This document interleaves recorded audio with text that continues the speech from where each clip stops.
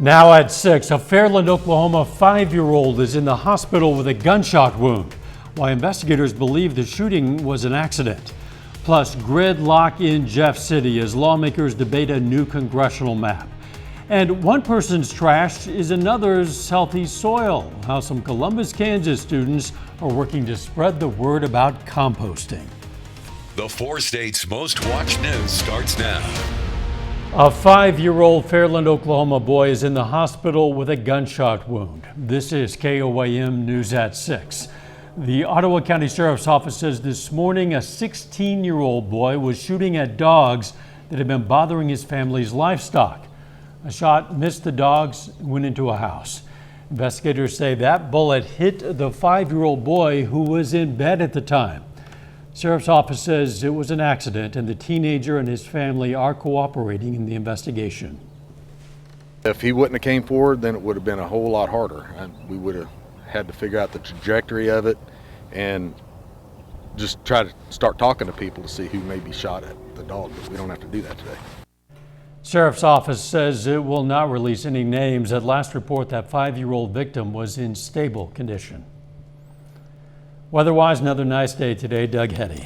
Yeah, it turned out to be a pretty good day for us today. Temperatures fantastic. Once again, right around 60 for an afternoon high. We've had plenty of sunshine across the region. We do have a weak little wave across South Dakota and parts of Nebraska. This is going to drop in, give us some clouds tonight. May give us a random sprinkle or a few flurries late tonight into tomorrow morning. But evening temperatures still shaping up pretty nice. Upper 40s to low to mid 50s. Outside right now, we have kind of a light westerly, northwesterly wind, which is kicking in 5 to 10 to 15 miles per hour. Through the evening hours, we slide back through the 50s, 40s, into the 30s once again later on tonight, and eventually we drop back near freezing. Temperatures kind of up and down over the next several days. We're going to check that out here in a bit. See you then. Debate over Missouri's congressional map is in its 3rd day as lawmakers are split on how to divide the state's districts. Republican leadership is pushing a plan that they say will continue the current representation of 6 Republicans and 2 Democrats in Congress. The Senate voted late Monday against a plan from some conservative Republicans that could have given the GOP a shot at winning 7 seats. Democrats, meanwhile, say a map with a 5-3 split would more closely reflect the results of statewide elections. When you look at Missouri and kind of statewide vote totals and you know, the worst possible years for Democrats were about a 60-40 state, if you look over the last 10 years. So worst possible map we should have is a 5-3 Republican to Democratic map. Lawmakers have a February 22nd deadline to finalize a new congressional map.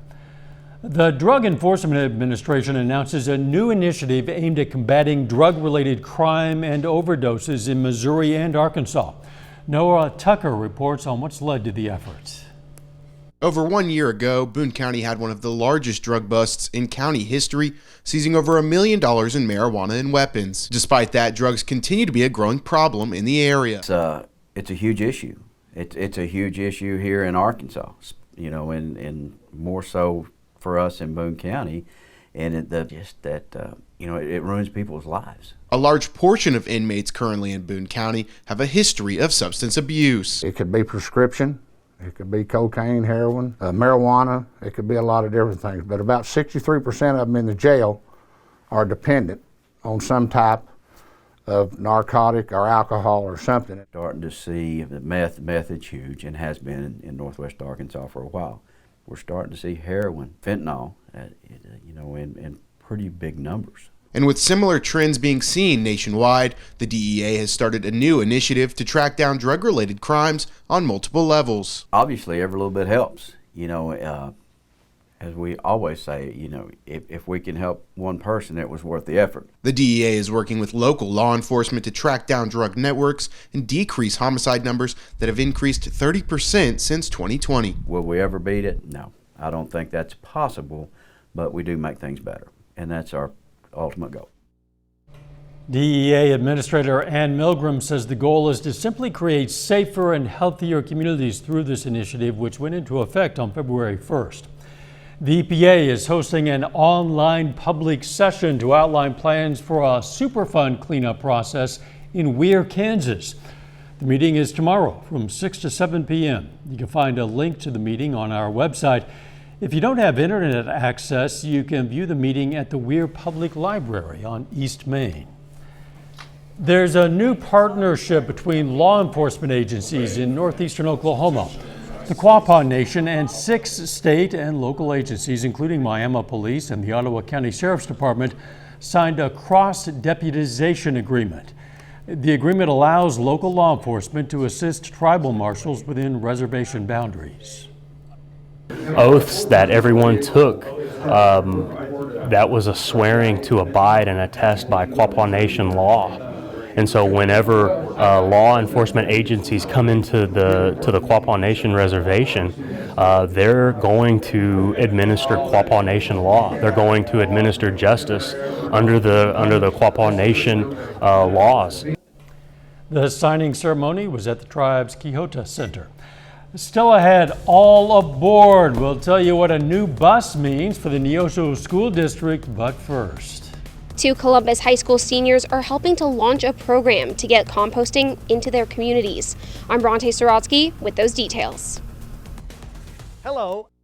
A couple of Columbus, Kansas teenagers took notice of their impact on the planet and decided to do something about it.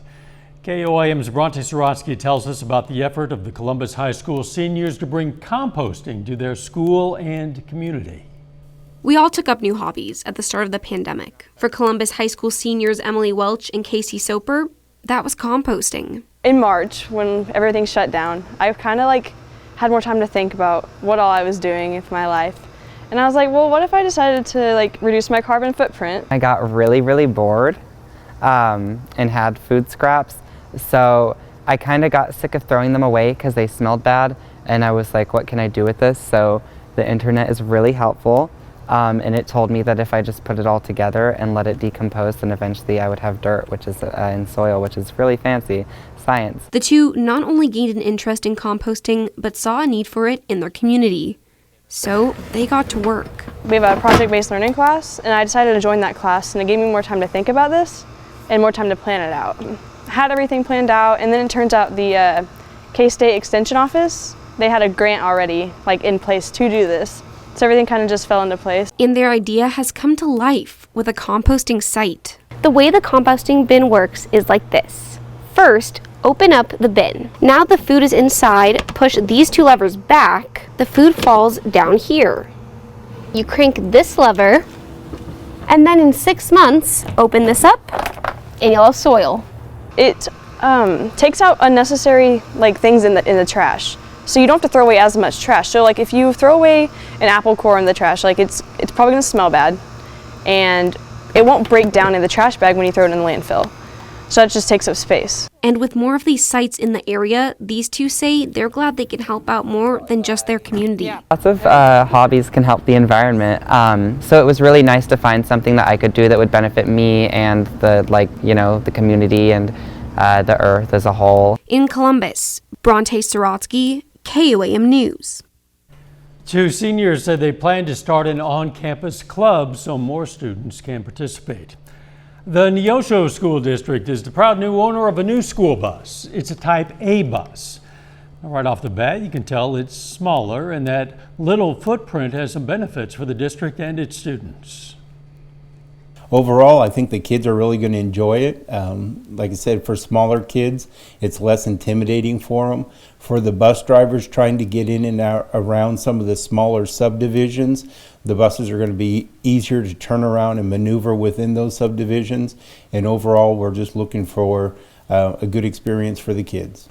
The district hopes to add more Type A buses to their fleet in the future. Later, it's opening day for PSU softball. Highlights from the Gorillas matchup with SBU coming up in sports. Plus, temperatures kind of all over the place over the next few days. Let's look at that coming up.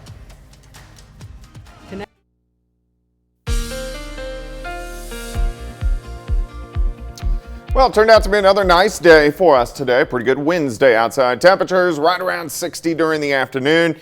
Temps overall look pretty good over the next couple days. We do have a pretty strong cold front. It rolls in on Friday. This is going to cool our temperatures down quite a bit as we go into at least the first half of the weekend.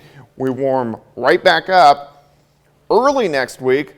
Thunderstorms Wednesday. Some of those could be strong, maybe even severe, possibly snow on the backside. Of course, you can get my long-range forecast on my month-long blog, KOAMnewsnow.com. All right, it's 50 in Nevada, 51 in Pitt, 55 in Miami, Carthage at 50, 58 in Anderson.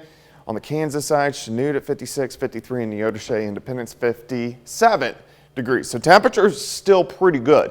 We're going to slowly drop back as we go through the rest of the evening hours. We kind of have these light westerly, northwesterly winds at about 5 to 10. Nice shot of the sunset. You really can't beat that. And it looks pretty good as we go through the rest of the evening hours. 52 at the airport in Joplin. Humidity is low at 37%. Through the evening hours, we slide back through the 40s into the 30s, near freezing later on tonight. And we could get a few random sprinkles or flurries in here late tonight. Nothing going on right now. Still pretty much clear skies.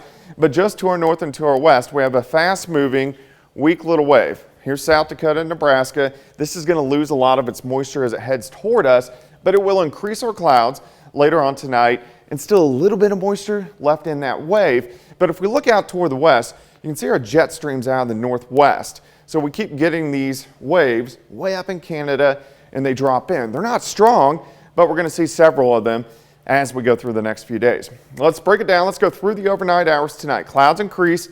Again, random sprinkle. Here's 4 a.m. or a random flurry late tonight into tomorrow morning. Clouds get out of here by the afternoon. Hair cooler tomorrow. Not bad. I think most of us go into the mid-50s. We start at 33, 50 by noon. High temp at 55. Southerly winds are going to be light at about 5 to 10. Tomorrow night, clouds increase again as we go into Friday morning. Our next system moves in on Friday. A cold front right around midday drives in. We're going to be near 50. The cold air lags behind the front just a little bit, so I still think we'll press 60 on Friday, but you can see those clouds increase, and with it, we may get a few random showers late Friday into Friday night. Again, fairly weak system. Stronger temperature inversion, though, as our temps are really going to drop as we go into Saturday morning. We'll drop well down into the 20s, and we stay into the 30s. 4 highs on Saturday. We rebound Super Bowl Sunday, near 50 again. No storm systems. Valentine's Day looks great. Tuesday back into the 60s.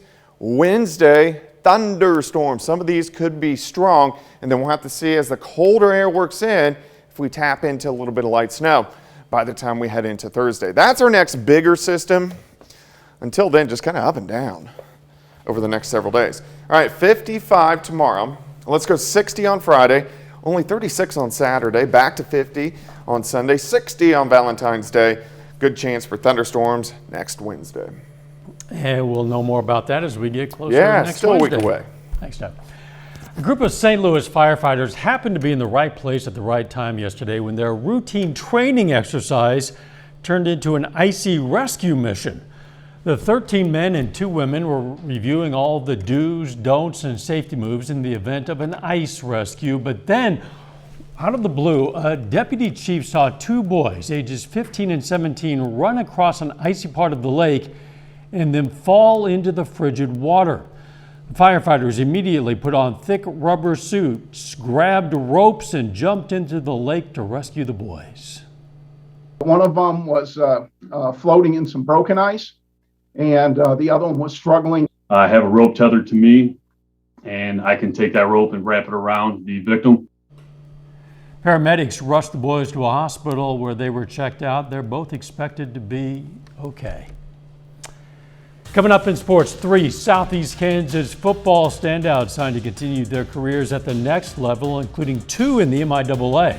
And it's opening day for Pitt State softball. Jacob Leonard has highlights from the Gorillas season opener next. Well,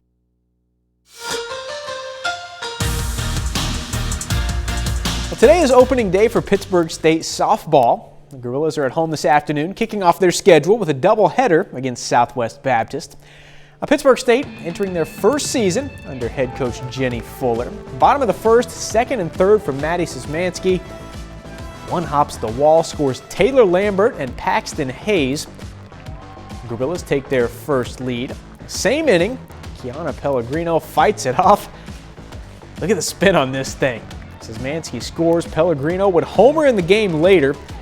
She finishes with a team-high 4 RBIs. The second inning, Gorillas start to pull away with the long ball. Kylie Boley, opposite field power, huh? 2-run homer. Gorillas up 5-1 at that point. Then later in the second, Keela Griffith with a runner on puts it way up and out to left center. She goes 2 for 3 and drives in 3. Gorillas roll in game 1 today, 11-2. In game 2, Pittsburg State trying for the sweep. Gorillas lead at 10-3 right now in the bottom of the 6th. Gabby Schultz is 2 for 2 with a double and 4 RBIs. Now, after today, the Gorillas are back in action on Friday facing William Jewell in Bentonville. Well, 3 of the best high school football players in Southeast Kansas signed today to continue their careers at the college level. All 3 are out of the CNC, with 2 signing in Columbus and 1 in Riverton. And we'll start in Columbus. This dude, one of the most under-recruited kids of my career here, Gabe Martin, signs today to play running back at Baker University. He's a 4-time All-CNC pick and his 2nd in career rushing yards in Columbus high school history. Cody Schock signs today to play for the Pittsburg State Gorillas. Schock will play on the defensive line for Pitt State.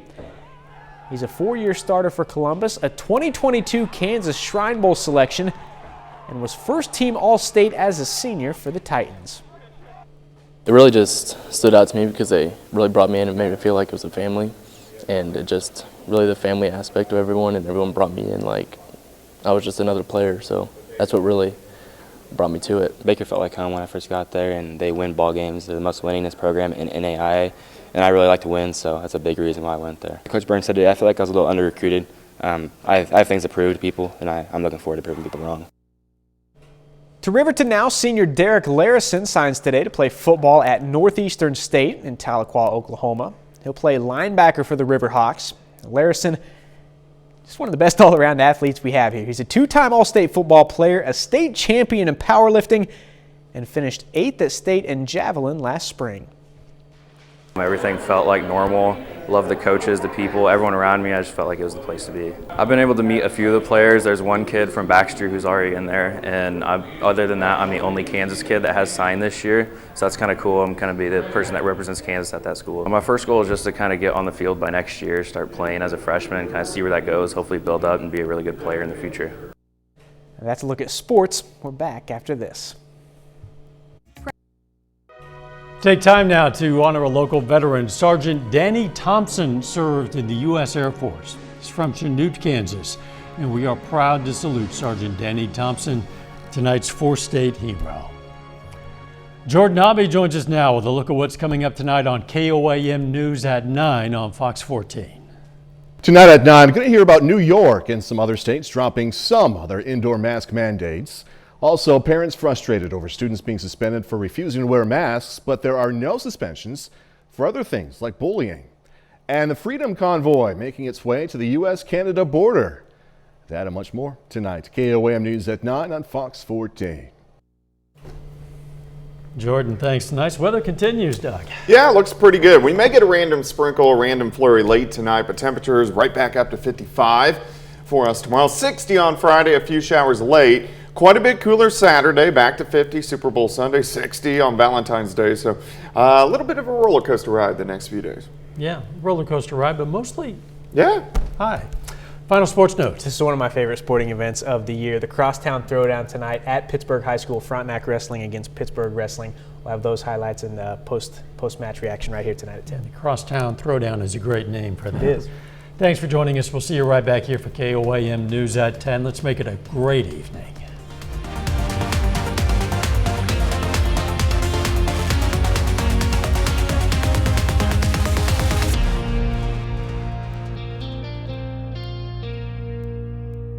Salon service is provided by the Wild